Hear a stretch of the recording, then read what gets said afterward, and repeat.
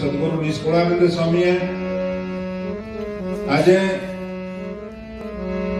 આપણને ધ્રુવના માધ્યમથી ભગવાનના ભક્તોએ કેટલી ધીરજ રાખવી પડે ત્યારે પરમાત્મા મળતા હોય છે એ બારામાં બહુ સુંદર વાત કરી છે.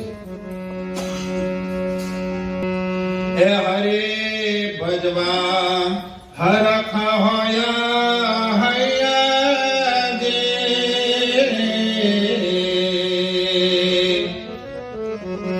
ત્યારે ભક્ત ધ્રુવ જેવા થયા દે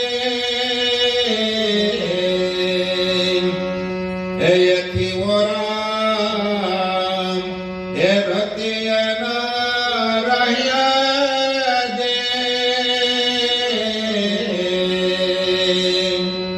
એ પરમ પદને પામીએ તહ્યા દે એ પરમ પદને પામીએ અને વામીએ સર્વ વિકાર એ કાચા સાચા સુખને નવ પામે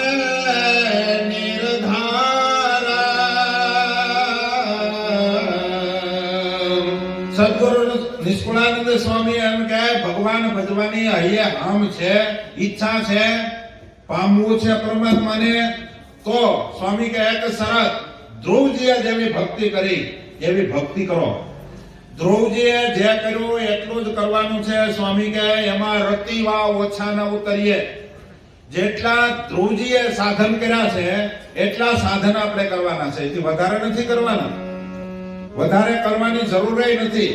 અને ધ્રુવજીએ સહન કર્યું છે, જેટલું કષ્ટ સહન કર્યું છે, જેટલું ભજન કર્યું છે એટલું કષ્ટ સહન કરીને જો ભજન કરશો તો નિષ્કુળાનંદ સ્વામી કહે પરમ પદને પામીએ તહ્યા દે. તો જ પરમ પદ મળશે, બાકી કોઈ આશા ન રાખવી. થોડું ભજન કરી અને આપણે એવી આશા રાખશું કદાચ કે આપણે ભગવાનના ધામને પામી જઈશું તો સ્વામી કહે વાતમાં તથ્ય નથી. પરમ પદને પામવા માટે સુરવીર બનવું પડે. કાચાનું કામ નથી. કાચું બટે કોઈ કામમાં ન આવે. હું કહું કાચું બટે કોઈ અડે નહીં, ઉગી જાય, કોટા ફૂટે. બફાયેલું હોય તો વાંધો આવે, બે દી પડ્યું રહે તો પણ ચીકણું થઈ જાય પાછું જોજો. હે અજાર ન દેવા અંગે આવવા. સ્વામી કહે ધામને પામવું કોને ધામમાં જવું છે? હાથ ઊંચો કરજો બધાને. હું વાત છે તો સાંભળો. સ્વામી એમ કે હજાર ન દેવા અંગે આવવા અને દેહને દમવું ગમતું નથી. એવા ભક્ત આ જગતમાં ઘણા, તેની વાત હું શું કહું કથી. સ્વામી કે હજાર એટલે જરાય કષ્ટ નથી પડવા દેવું દેહને અને ધામમાં જવું. સ્વામી કે એ વાત તો નહીં બને. ગુણાતીતાનંદ સ્વામી વાતોમાં તો એમ લખ્યું કે આપણે હાજા હારા હશું ને ધામમાં જવાશે. વાત છોડી દેજો, એ વાત છોડી દેજો. કારણ કે ધામમાં જાતી વખતે પણ થોડી કષ્ટી તો આવવાની જ. કારણ કે 60-70 વર્ષ 80 વર્ષ સુધી જે મકાનમાં રહ્યા હોય મકાનને ખાલી કરવાનું થાય કેટલું દુઃખ થાય. એમાં આ શરીરની અંદર આપણે વર્ષો કાઢ્યા હોય પછી આ શરીરને મૂકવાનું થાય એટલે થોડુંક દુઃખ તો થાય. સ્વામી કહે પણ અજારના અદેવો આવવા અને દેહને દમવું ગમતું નથી તો સ્વામી કહે એવા ભગત ઘણા છે જગતમાં જેનો જોટો ન જડે. કેવા? શરીરને ધરીકે તકલીફ ન આવવા દે એવાનો જોટો નથી જડતો. એક અમારા સાધુ થવા આવ્યા હતા, તે 17 વખત હાથ ધોવાની વાત કરી કે આટલા બધા હાથ ધોઈને શિયાળામાં એક ઠરી જાય ચામડી ઉતરી જાય. લે એને શરીરે એટલો કષ્ટ નથી લેવું હાથની કે સાંભળી ઉતરી જાય, 17 વખત હાથ ધોઈ તો કેટલું ઘણાઈ જાય. સ્વામી કહે હે વાંછના વિષય સુખની હે રહે અખંડ તેવું રમાયા હે ભાળીએલા ભગતને કહો કેની કરે હરિ સહાયા.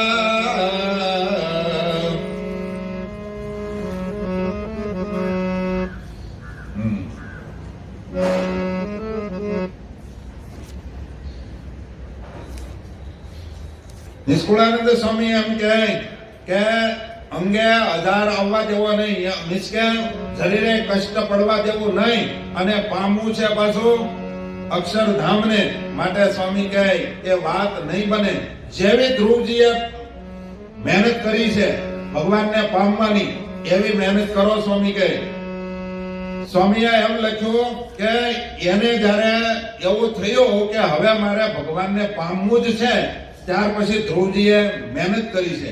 આપણે બધાએ નક્કી કર્યું છે આપણે આ વખતે અક્ષરધામને જ પામવું છે, તો ધ્રુવજીના જેવી ભક્તિને આદરો. સ્વામીએ હવે ધ્રુવજીની વાત કહેતા બહુ સરસ વાત લખે છે. એ વળી કહું વર્ણવે ધ્રુવજીની વાતા દે હે શીતા ઉષ્ણએ સહે છે દિના રાતા દે તેમાં ન ખાય કોઈ કાળે કાળિયાતા દે. જરી વાર આમ શીત ઉષ્ણ ઠંડી ગરમી બધું જ આવે છતાંય એમ જરી વાર પણ સ્વામી કહે હતાશ નથી થતા, ઉદાસ નથી થતા. આવા ભક્ત પ્રહલાદ એને નિષ્કુળાનંદ સ્વામીએ કાલે વાત લખી કે એને બધા જ ડરાવવા આવે, બધા જ વિઘ્ન કરવા આવે, છતાં એ ડર્યા નથી, પાછા પડ્યા નથી. ત્યારે એને 5 વર્ષની ઉંમરે પરમાત્માએ દર્શન દીધા, અને સ્વામી આવું લખ્યું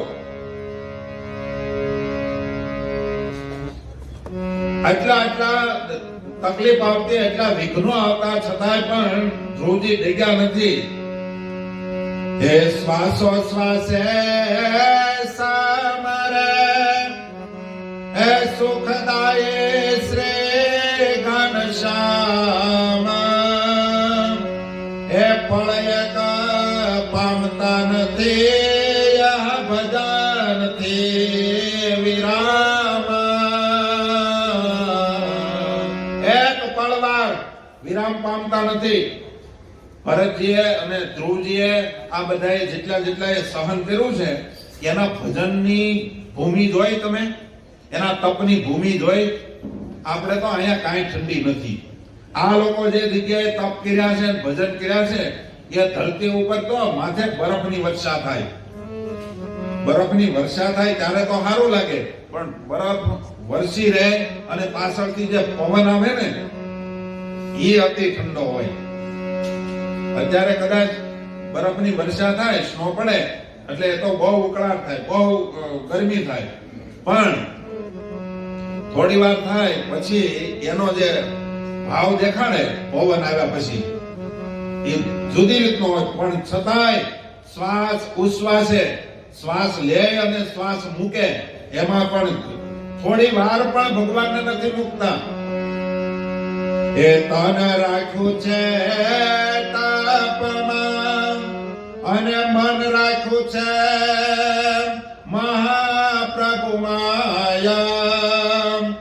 દેહ વિના તન મન વિજય રાખ્યો નથી કહું ક્યાં. એ જોઈ તપાય જાનનો બાળપણનો બાહુ પેર એ માનવ દાનવ દેવતાને કહો કેમ આવે મને, કહો કેમ નાવે મને મેરા. કયો એવો નિષ્ઠુર જીવ છે કે આ ધ્રુવજીના ભજનને જોઈને એના હૃદયની અંદર હરેરાટી નો થાય. કેમ કે ઓલા જીનો એવો છોકરો હતો એમ. મને તો એમ જો આ ધ્રુવજી ફરીને આવ્યા છે, ઝીણકો એવો છે જો કેમ ગયો એટલે વચ્ચે બેસી ગયા ભગત. એને અત્યારથી કેવું તાન છે હે. હકીકત આપણને એમ થાય ધ્રુવજી પેલા થઈ ગયા હવે નથી, એવું નહીં. આવી કડકડતી ઠંડીમાં અને આ ઘણા ને આપણે મોટાને કહે કે વહેલા આવતા તો કે સ્વામી ઉઠાતું નથી, બહુ મહેનત કરું છું. ત્યારે આ ઝીણા એવા છોકરાને જોતા આપણને એમ લાગે કે હજી ધ્રુવજી ભયા નથી ગયા. કોઈનામાં રહી ધ્રુવજી હજી આપણને દર્શન આપે છે. સમજા? દેવતાઓને અરે અસુરોને સ્વામી કહે, દેવતાઓને તો ઠીક પણ અસુરના હૃદયમાં કોઈ દી દયા ન હોય. પણ સ્વામી કહે દેવતાઓને પણ દિલમાં દયા ઉપજે એટલું ભજન ધ્રુવજીએ કર્યું છે. સ્વામી કહે એ વિષ્ણુ તેહને વિલોકીને હે રિજાયતિશય રમાપતિ નિષ્કુળાનંદ કહે નાથજી હે ઈચ્છા દેવા પૂરણ પ્રાપ્તિ. ભગવાનને દયા આવી ગઈ અને ભગવાન તુરંત પ્રગટ થઈ ગયા. મનમાં વિચાર કર્યો કે આને કાંઈક દઉં, પણ ધ્રુવજીને દીધા જેવું છે શું આ ધરતી ઉપર. પછી ભગવાનને એમ થયું આ લોકમાં ગમે એ સ્થાન આપીશ તોય પણ ધ્રુવજીને અંતે તો એ નષ્ટ થઈ જશે અને પાછો કંગાલ જ થઈ જવાનો. એટલે ભગવાને હવે નક્કી કર્યું હવે આને અવિનાશી પદ આપવું છે. સ્વામીએ લખ્યું અટળ પદ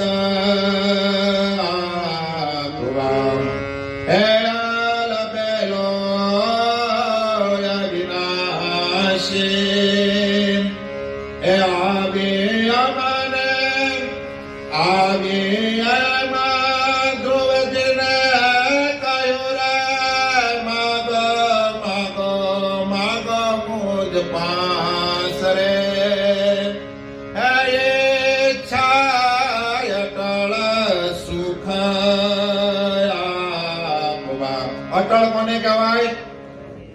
જે ટળી ન શકે, એને કોઈ દિવસ નષ્ટ ન થાય એવું સુખ મારે આપવું. અને ભક્તો યાદ રાખજો, જો આપણે ભક્તિ કરશું ને કદાચ આ લોકમાં આપણને દુઃખ રહેશે, પણ પાછળથી જે સુખ આવવાનું છે અને કાયમને માટે કોઈ દિવસ નષ્ટ નથી થવાનું એવું સુખ આપણને મળનારું છે. પણ અત્યારે ધીરજ રહેવી કઠણ છે. અત્યારે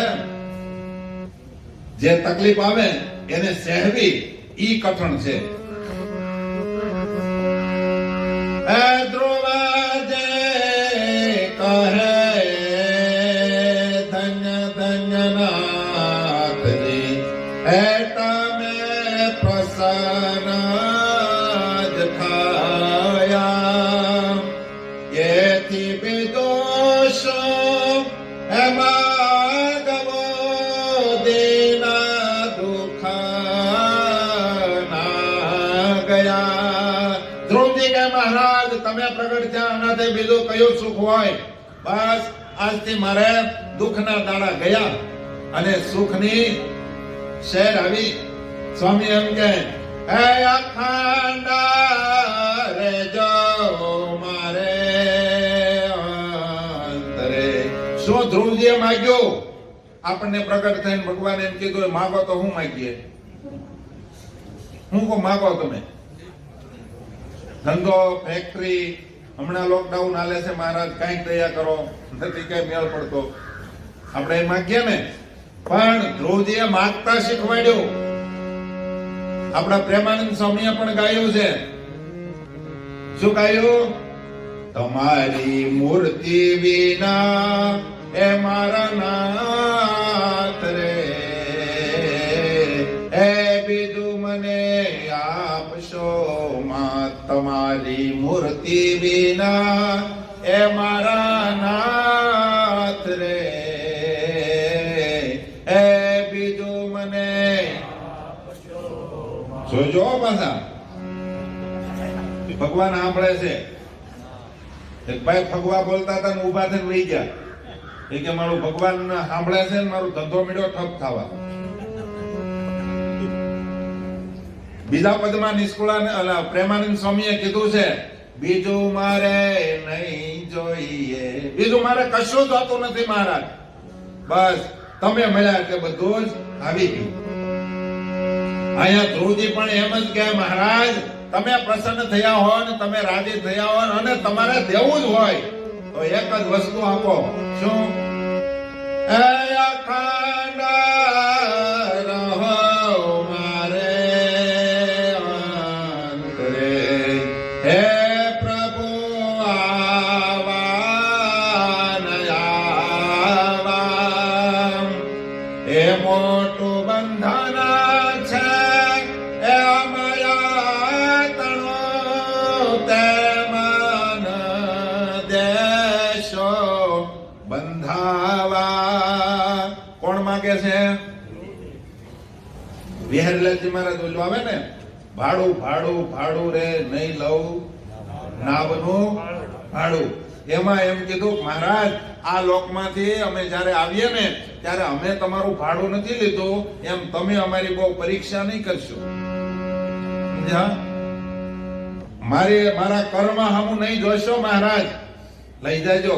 ધ્રુવજી એમ કહે છે કે મહારાજ આ જગતની અંદર ભલભલા બંધાઈ જાય છે, આ માયાનું મોટું બંધન છે, મહારાજ આમાંથી અમને ઉગારી લેજો, નહીતર ભજન કર્યા પછી પણ ભગત થયા પછી પણ હલવાય.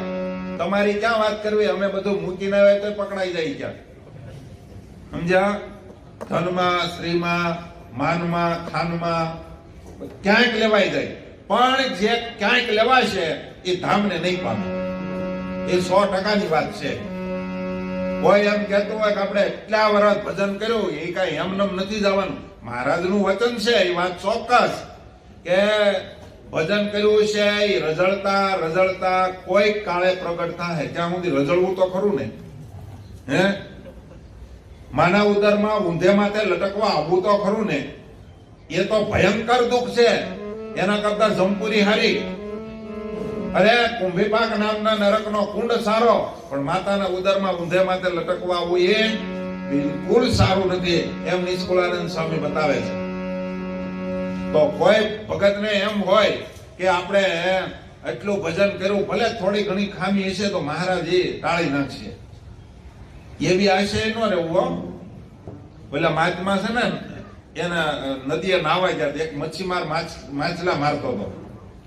એને ઉપદેશ કર્યો કે ઓલો સુધરી ગયો, માછલા મારવાનું બંધ કરી દીધું, અને પછી મહાત્મા ત્યાંથી જતા રહ્યા, અને આ તો સાત્વિક બની ગયો, અને પાછો ભજન કરવા મળ્યો, અને એને યોગ્ય કરી એનો જયારે અંતકાળ આવ્યો મચ્છીમારનો, ત્યારે ભગવાન વિષ્ણુના પાર્ષદો આવ્યા અને એને વૈકુંઠની પ્રાપ્તિ કરાવી, ધામમાં વયો ગયો.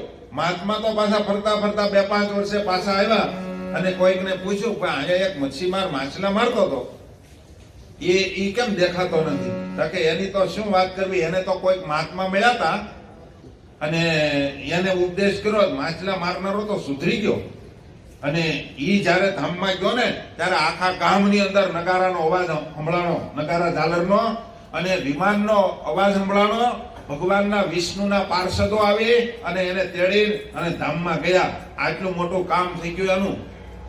મહાત્માને એમ થયું મળો, એ તો ઉપદેશ કરનારો હું જ હતો. સમજ્યા? મહાત્માને તો અતિ આનંદ આવ્યો, કામ થઈ ગયો.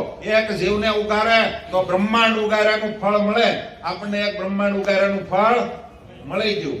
આમ માની અને મહાત્મા કે હવે અહીંયા આપણે સ્નાન કરી લઈ. નાતા હતા, સ્નાન કર્યા પછી આ ધોતીને નીચોવા ગયા ને, તેમાં એક માછલું આવી ગયું, ઝપટમાં આવી ગયું, નીચોયું મર્યું. ધોતી ખોલી ત્યાં તો લોહી લુહાણ અને માછલું નીચે પડ્યું. મહાત્માને એક ક્ષણ તો એવો સંકલ્પ થયો, અરે રે આજ મારાથી એક જીવની હત્યા થઈ. બીજી ક્ષણે એને સંકલ્પ થયો, એમાં હું ઓલા કેટલા માર્યા, તોય જો ભગવાન વિષ્ણુ તેડવા આવતા હોય તો મેં તો એક જ માર્યું, કાંઈ વાંધો નહીં, અરે રાતી જ ગઈ. જે ભીખ હતી એ જતી રહી.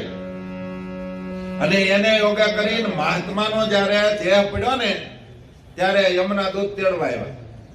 બોલો, યમના દૂત તેડવા આવ્યા. ચિત્રગુપ્ત રાજાની સામે એને બેહાર્યા અને કીધું કે બોલો હવે ખાતું ખોલો મહાત્માનું. તો કે મહાત્માનું બિલકુલ પાપ છે નહીં, એક જ માછલાને માર્યું, એક જ પાપ છે. મહાત્માને કહે કે બોલો હવે તમારે શું કરવું? આનું ફળ તમારે ધરતી ઉપર સર્પ થવું પડશે. એકવાર તમે એક માછલું મરી ગયું એટલે તમારે ધરતી ઉપર સર્પનો દેહ આવશે.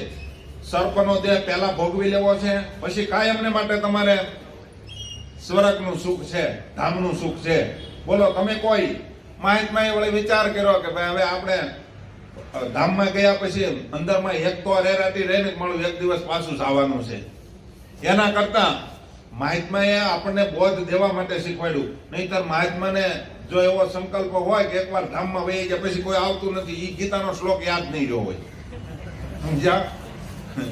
યદ ગત્વા ન નિવર્તન્તે તદ ધામ પરમમ મમ. એક ભાઈને એમના દૂત ત્યાં લઈ ગયા જમપુરીમાં. તો જમપુરીમાં લઈ ગયા પછી એને કીધું કે ભાઈ તમારું આમ તો કોઈ પાપ છે નહીં, પણ એટલે પુણ્ય નથી, એક જ પુણ્ય છે, તમે સાધુને જમાડ્યા હતા એટલે એટલું પુણ્ય છે. તમે કહેતા હો તો પેલા સ્વર્ગ તમને જોઈ. કે સ્વર્ગ અને નરકમાં ફેર શું હોય? કે લાંબો બહુ ફરક નહીં, આમ બધું હરખું. એ કે એમ નહીં, મને દેખાડો. એ કે નાના પણ તમારે જોઈને છે હું આ વંડી ફેંકો એટલે સીધું આ નહીં હો, જોઈજો પાછું. આ વંડીની વાત નથી કરતો, વચ્ચે દિવાલ જ છે, ઓલી બાજુ બહુ લાંબો ફરક નથી. કે ના મને બતાવો. તો ઓલા યમના દૂત કે ભાઈ હાલો ને લઈ જાવ ની વિષ્ણુ પાસે દેખાડી દો એને. એ કે મને આમ બજે બગીચામાં આટો મરાવો. એ અંદર એન્ટ્રી કરી ત્યાં તો ભગવાન વિષ્ણુના પાર્ષદો બધા દરવાજા સુધી દોડ્યા કે કોઈ જીવ આવ્યો, કોઈ જીવ આવ્યો. વિષ્ણુના પાર્ષદ આવ્યા ને કોલાહોલ છો ને ઓલા જમના દૂત કે હાલેલા બહાર હવે આપણે તે જોઈ લીધું, હાલ પાછો. કે નહીં, મારે જે આગળ મળવું છે, કે અંદર જોવું આટો મારો. કે નહીં બહાર હાલ, તને તો ખાલી દેખાડવાની વાત હતી, હાલ. એ રકઝક થઈ વિષ્ણુના પાર્ષદો આવ્યા, તોય નો કઈ મેળ આવ્યો. ભગવાન વિષ્ણુ સામે આવ્યા કે દરવાજે છે હું ડખો. ભગવાન વિષ્ણુ આવ્યા, ઓલા પાપી સિવાય તરત પગે લાગીને કીધું ઓહો હો મહારાજ તમે પધાર્યા, અને પગમાં પડ્યા. એટલે પછી ભગવાન વિષ્ણુએ પૂછ્યું શું તકલીફ શું છે? તો કે આ એમ કહે છે તારું પાપ છે અને તારે જમપુરીમાં આવવાનું છે. મેં એમ કીધું ભાઈ મને જરી કાંટો મરાવો, મને દર્શન કરાવો ભગવાનના, પછી હું તમે તારે જમપુરીમાં આવીશ. એ કે હા બરાબર છે. ભગવાન વિષ્ણુ કે દર્શન થઈ ગયા? કે હા જવા દો. એ કે તો મહારાજ પેલા ઓલો ગીતાનો શ્લોક પેલા કાઢી નાખો. તમે જ બોલીને આવ્યા છો ને, હે કે યદ ગત્વા ન નિવર્તન્તે તદ ધામ પરમમ મમ. મારા ધામમાં આવ્યા પછી કોઈ પાછો નથી જતો, એ તમે લખ્યું છે? કે હા. એ કે તો ભૈયા વંદે. બોલો, એ આ મહાત્માને એ શ્લોક યાદ ન રહ્યો, સમજ્યા? એટલે એને વળે એમ થયું કે આપણે પછી પાછળથી પાછું આવવાનો સંકલ્પ ડખો રહે, અંદર ઉચાટ રહે, એના કરતા આપણે પહેલા સર્પનો દેહ લઈ લઈએ. એટલે સર્પનો દેહ લઈ લીધો. ગામના પાદરમાં પહેલી જ વાડી હતી, એમાં રાફડો હતો, રાફડામાં સર્પ થઈ રહ્યા. અને એ ખેતર હતું બ્રાહ્મણનું. એક દિવસ બ્રાહ્મણની પત્ની એ ગાયને માટે ચારો લેવા ગઈ. ખડ વાટતા વાટતા રાફડા પાસે ગઈ અને રાફડા ઉપર કાળિયું હારું હતું ખડ, સમજ્યા? દાંતરડે લેતા હતા, એમાં ધૂળ ખરીને અંદર ગઈ. હવે સર્પનો ક્રોધી સ્વભાવ એટલે તરત બહાર આવી અને સીધો જ બ્રાહ્મણીને ડંખ માર્યો. એટલે બ્રાહ્મણી સગર્ભા હતી એટલે તરત જ મૃત્યુ પામી. એટલે આ સર્પ કર્યો અને બે હત્યા લાગી. કઈ?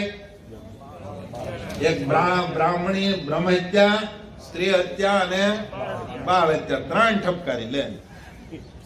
અને પછી એને ઘટના એ ઘટી, કથા બહુ લાંબી છે. પછી ઘટના એ ઘટી, એને પાછી 84 ચાલુ થઈ ગઈ. એટલે કોઈએ એવો સંકલ્પ ન કરવો કે આપણે એટલા દિવસ ભજન કર્યું અને થોડું ઘણું આડાવાળું થાય તો હાલે. ઘણા ભગત તો આમ જ લઈને બેઠા છે, સમજ્યા? બે કરી ભગત ને કીધું ને 17 વખત હાથ ધો, તો 17 વખત હાથ ન ધોઈ તો હું કઈ ભગત મટી ગયા? લે, 17 વખત હાથ ન ધોઈ તો કે હું ભગત મટી ગયા? કીધું કઈ વાંધો નહીં, તમે કયા સંતોનો સમાગમ કરો? કે સાધુનો સમાગમ તો કરતા જ હોય ને. એમ કંઠી બાંધી તો કે આમ કઢાય કે એ કાલે જ તૂટી ગઈ. મેં કીધું એટલે ભગત છે ને કંઠી નથી પહેરતા? તો કે કઈ કંઠી નો પહેરી તો હું ભગત મટી જાય. ત્યાં મટે કેદી? બોલો. એક ભગત તો ગુજરાતમાં ઠાકોરજીની આગળ હાથ લાંબા કરી કરીને ગાતો હતો. કાળા ધોળા કંઈક કરતો તોય તમારો રે, હરતો ફરતો પર ઘેર ફરતો તોય તમારો રે. લે ઠાકોરજી વિચાર કરે મળો આ મારો કાળા ધોળા કરતો પર ઘેર ફરતો તોય મારો મારો. બોલો આપણે આવું જ કરીએ છીએ. હો અહીંયા ધ્રુવજીએ એમ કીધું કે મહારાજ મને તમારો ભગત બનાવ્યા પછી તમે જો મારી ઉપર પ્રસન્ન થયા હો અને આપવું જ હોય તો મહારાજ મને તમે જે અત્યારે દેખાવશો એવા ને એવા હૃદયમાં કાયમને માટે દેખાતા રહો.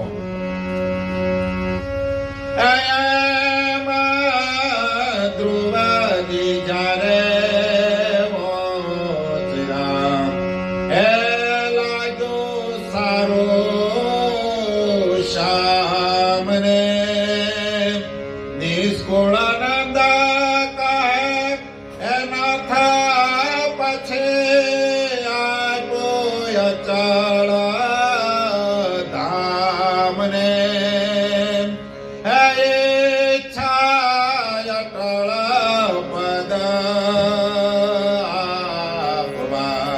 મહારાજ ધ્રુવજી ઉપર બહુ પ્રસન્ન થયા, એની માગણીથી ખુશ થઈ ગયા.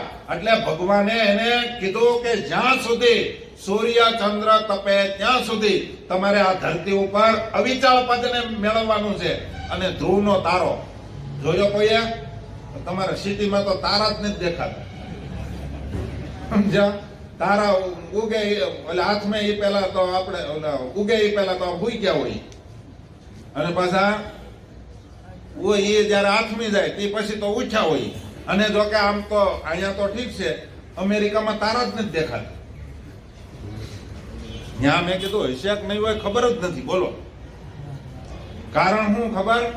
અત્યારે તમારા એટલા બધા પ્રકાશ થઈ ગયા છે ને એટલે તમે ઊંચું જોવો એટલે તમને તારા દેખાતા જ નથી. ગામડામાં મેઘલી રાત હોય અને ઘોર અંધારું હોય, નજર નાખો ત્યાં હાથરે દેખાય, હેડું દેખાય, વિછીડો દેખાય, બધું જ દેખાય જોતા આવડે તો. હે પહેલાના વખતમાં હૈણ્યા ઉપર ઉઠતા માણસો, ઘડિયાળું નહોતી, હૈણું આથમી ગયો, વિછડો ઉગી ગયો, હે તારા ઉપર એમાં જે ધ્રુવનો તારો છે, ઉત્તર ધ્રુવ, મહારાજે વચનામૃતમાં લખ્યું ને ઉત્તર ધ્રુવ અને દક્ષિણ ધ્રુવ. એમાં ઉત્તર ધ્રુવ એ ધ્રુવજીને અવિચળ પદ આપ્યું. જ્યાં સુધી સૂર્ય ચંદ્ર તપે ત્યાં સુધી ધ્રુવજી ત્યાં અખંડ છે તારા રૂપે. અને ત્યાર પછી નિષ્કુળાનંદ સ્વામી કહે એને પછી ભગવાને એવી આજ્ઞા કરી કે ત્યાં સુધી તમે રહો અને પછી તમે ધામમાં મારી પાસે આવતા રહેજો. એટલે સ્વામી એમ કહે કે ધ્રુવજીએ કેટલું કષ્ટ સહન કર્યું ત્યારે એને પરમાત્માની પ્રાપ્તિ થઈ.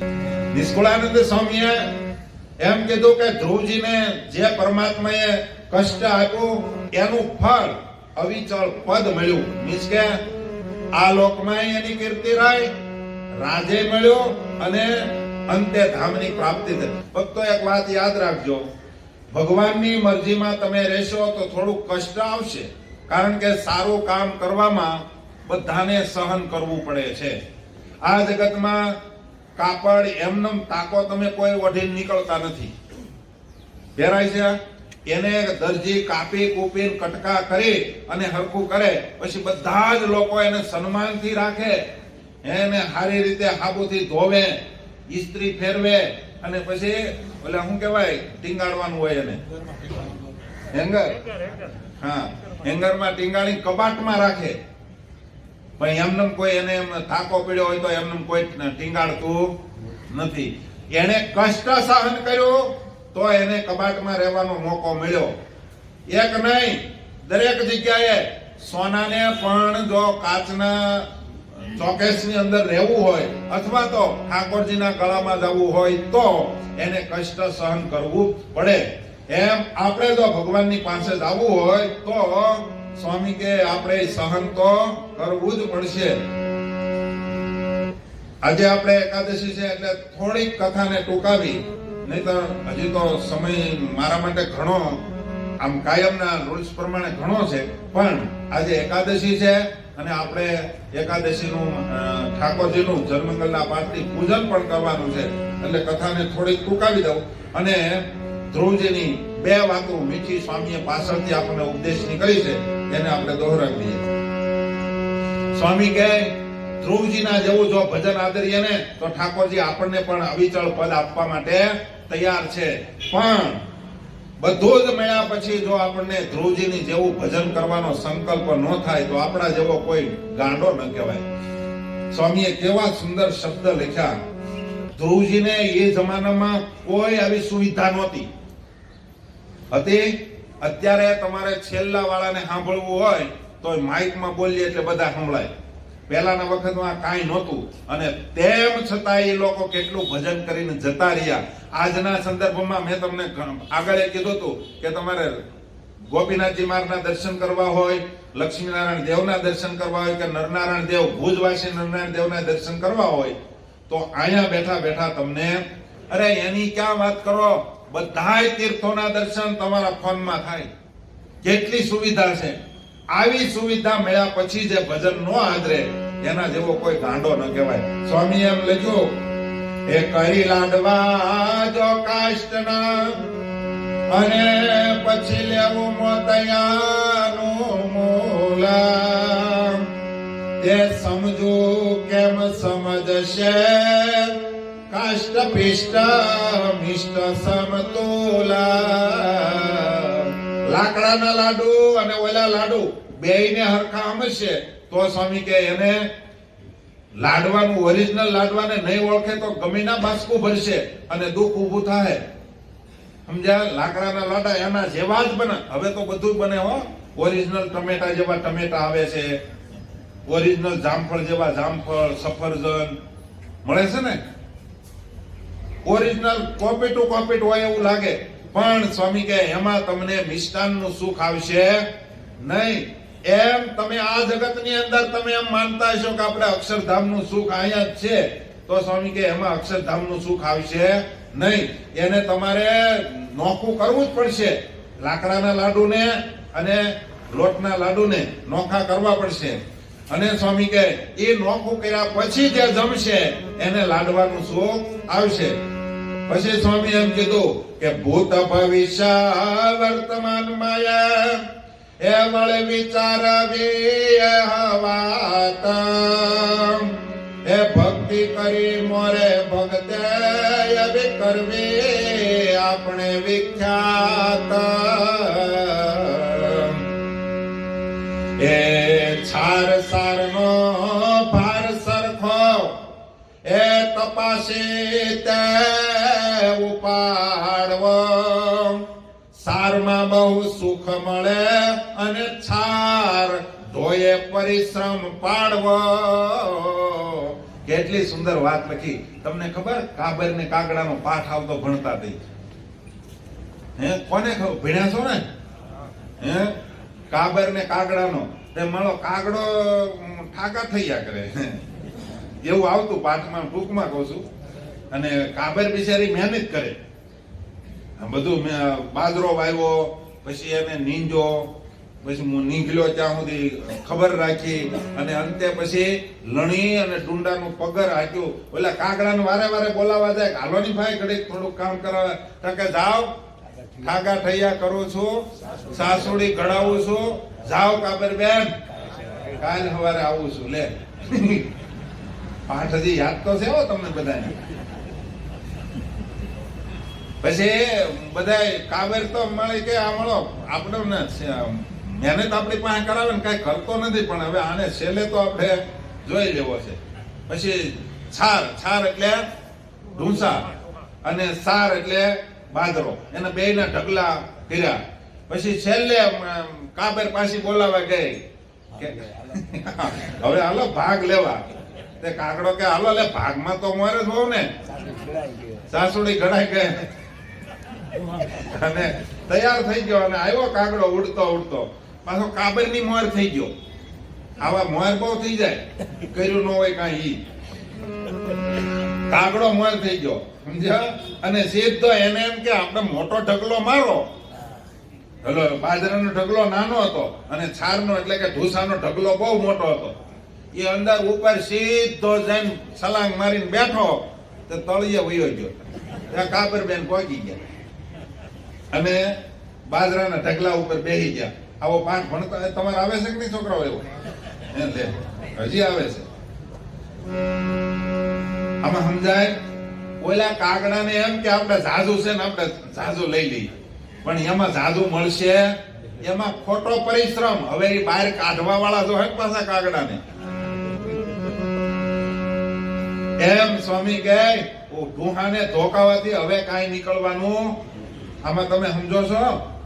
સ્વામી કહે ડુહા ધોકાવે કાંઈ નહીં નીકળે, માટે સાચી વસ્તુને પકડો. તમે જે કાંઈ કરો છો ને એ બધા ડુહા ધોકાવો છો. નીચો મહેનત કરે છે કે કાંઈક નીકળે તો છોકરાને દેતા જાય.